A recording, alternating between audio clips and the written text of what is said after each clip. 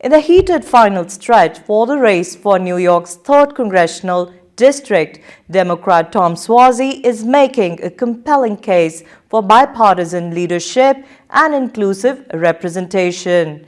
With the district, which encompasses parts of Queens and Long Island, drawing national attention, Suozzi is focusing on building bridges and engaging diverse communities. In a recent Zoom interview with Padma Shri recipient Dr. Sudhir Parekh and Dr. Sumita Sen Gupta in the studio, Suozzi emphasized his commitment to working with the Indian American and broader South Asian communities.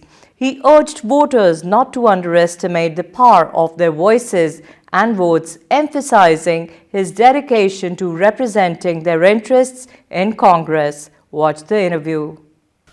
Good afternoon, Congressman. Welcome to our ITV Gold. It's our oldest and largest Indian South Asian TV channel, viewed by almost over 30 million people in North America. And we are very pleased to welcome you on our studio and our on a TV channel. And your interview will be shown on the Sunday and Monday, coming Sunday and Monday, as well as it will go on the YouTube, on our ITV YouTube channel too. So again, welcome, Congressman.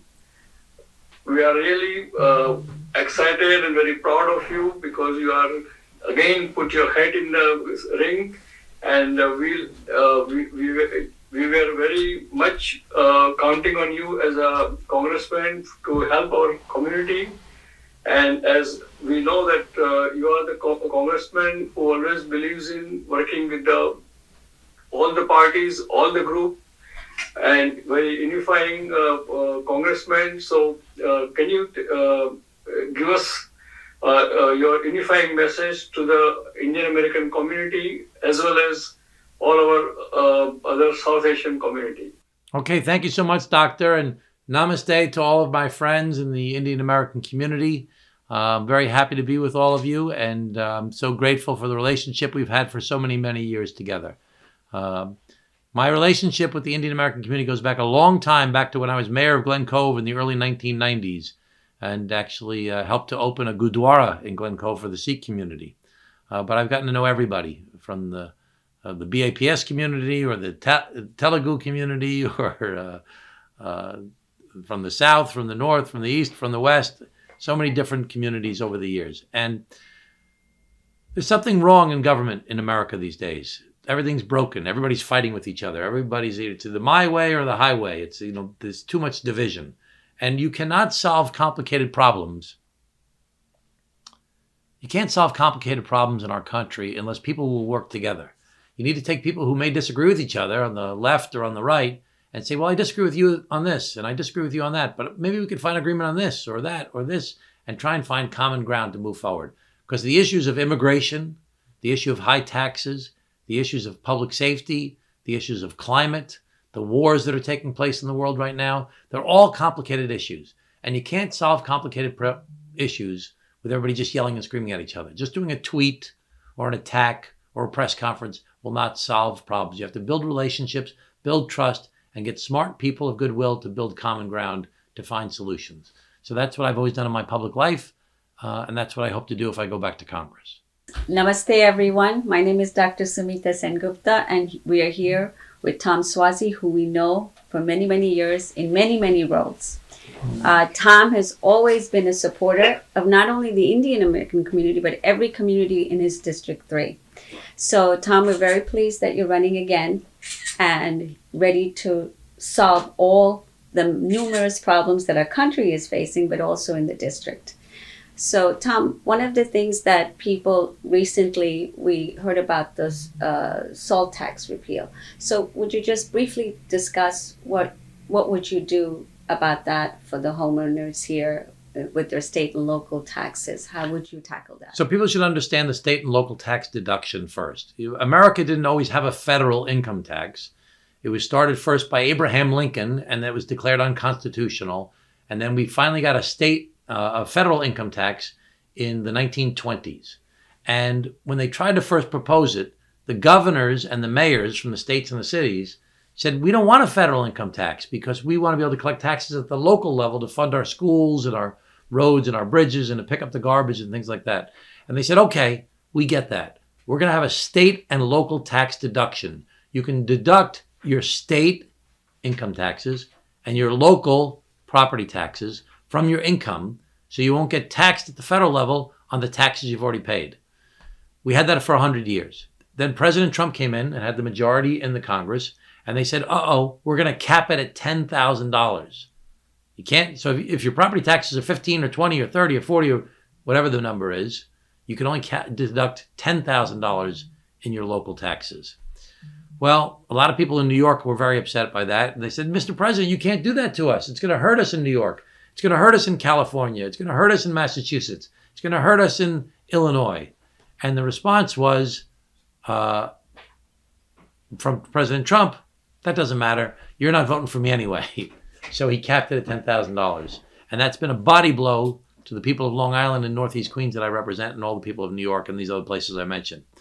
So in Congress, I served on the Ways and Means Committee, and I built a bipartisan team of Democrats and Republicans to do the SALT caucus. I got governors and mayors throughout the country. I got teachers and firefighters, and we passed a restoration of the state and local tax deduction 3 times through the House. The problem is we couldn't get it through the Senate to get it on the president's desk. If I go back to Congress, I'll go back at a very senior level, and I'll be on the Ways and Means Committee again, and I will build the coalition to not only get it through the House next time, but also get the Senate to do it as well so we can get it to the president and we can get this tax relief we need here on Long Island. So one of the things I've noticed in your campaign is that you've already been in this role. So having been in this role, you know exactly how to navigate Washington at all the levels. And so that's a big positive for the residents of the district, because you will be able to not only voice what they need, how to do it, you know the way to do it. Well, with George Santos here for the past 13 months, we really haven't had anyone representing us. Yes. And we really can't afford a new person who has to do on-the-job training. I can do it because I've done it. Exactly. And I can get this job done on behalf of the people I represent to solve the different problems that they face. But the big important thing is we've all seen what politics has become in our country, so divisive, so ugly. We have to move beyond that. We have to think about what it could be, where people work together to solve problems, to help people and try and bring our country forward. To that point, what I've heard you while you've been going around talking, and I've been in some of these meetings, is I hear from you a message of unity. And this is so important in so many levels, no matter where you live, particularly in this district. You have within each group, whether it's a cultural group, a racial group, or a religious group, there's so much polarization, and that's happening in our world and our country, in our government. So this message of unity, of reaching over to the other side without knowing, okay, you're this, you're that, just to work for the American people, is what I hear, a message of unity. Can you elaborate on that? Because you said a little bit about that, but I think the voters need to hear that. I think that people are exhausted. I think that people have just had it with all this finger pointing and attacking. And my opponent is being more of the same, more of playing on people's fears and their anger. And I'm trying to play on people's hopes and their dreams as to what they want the world to be like, what they want their government to be like, where people work together to try and solve problems. I mean, I have one of my heroes on the wall back here, John F. Kennedy. Just think of all the Indian Americans that came to the United States of America because of John F. Kennedy, because he appealed to people's hopes and dreams as to what we could be as a country and a world if we started treating each other better. And we've just gotten so far away from that, and it's just so much negativity. So there's a lot of differences between my opponent and I. I'm somebody you know, she's somebody you don't know. I'm playing to your hopes, she's playing to your fears. I want to work together across party lines. She wants to take the extremist position on so many issues. And that's a big difference between the two of us. what you said is very important, who you actually elect and how aligned are they to moving the country forward. To that end, there's a lot of talk about immigration policies and the border crisis.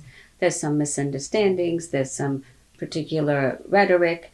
And for your district, this is also an issue, which is my district. So what would you say to that regarding the border crisis and the immigration policies? So the border crisis, the migrant crisis, is very real. It's not a made-up thing. It's a real issue that needs to be addressed. And we've had this issue growing in our country for 35 years. The last time we had a fix for immigration and migration was in the 1980s when Ronald Reagan was the president. And again, it's one of these issues. Everybody's just attacking each other instead of trying to find common ground. So I said over in August to the New York Times, I said, President Biden should do what President Clinton did. Take the issue everybody's attacking you on, make it your own issue, propose a bipartisan solution, a moderate, comprehensive solution. And if the Republicans go along with it, we can move forward after 35 years of fighting about this. If they don't go along with it, you can say, well, are you guys just playing politics and trying to weaponize this? So now, for the past 4 months, the Republicans and the Democrats in the United States Senate have negotiated agreement as to how to fix the border crisis, to close the border, to build walls, to hire more border agents, to hire more immigration judges, to bring money back to New York, to the states and the cities, to pay for the migrants that are here already so we don't have to pay for it as local taxpayers, and to accelerate the asylum process. Right now there's a 10-year backlog on the asylum progress. The process. There's not enough immigration judges. So we want to reduce that 10-year backlog to a couple weeks. And what happens is when you adjudicate these cases, 80% of the people get deported because they don't qualify. The 20% can stay. So we need to have that process instead of the chaos we now currently have. So we finally get a bipartisan deal. I know the senator on the Republican side and the senator on the Democratic side that negotiated this. And the president said, I will make concessions. I'll do what you want to do because I want to fix this problem because of the border, because I want to try and fund Israel and Ukraine on top of that. I want to make a compromise. When that happened, President Trump came out. He spoke to the Republican leader of the House. And he said, don't do a deal because if this will be a victory for Biden if he solves this problem. And I want to be able to keep on running on this issue. That's appalling. As Mitt Romney said, a Republican. The Wall Street Journal came out and said, this is the best deal we've ever gotten to fix the migration crisis. Better than anything Trump ever had. The U.S. Chamber of Commerce came out in favor of it, as did a whole bunch of Republicans came out in favor of it. But because of Trump not wanting to give a victory for Biden, they're trying to stop the deal. They have stopped the deal. That means the border is going to stay open for another year. That means people are going to keep on having this problem here in New York with new people coming here. That's irresponsible. My opponent wants to take the extreme position. I'm saying let's make this compromise. It's not everything I want, but it's better than what we have now. And let's say the Republicans got what they wanted. Trump wins. They win the majority of the House. They win the majority of the Senate. Even under that most rosy scenario, which is not going to happen, but say it did happen, they would still need to get 60 votes in the Senate for the Republicans. That'll never happen. Nobody thinks that'll happen. So they'll have to negotiate with the Democrats then. Why not negotiate with the Democrats now?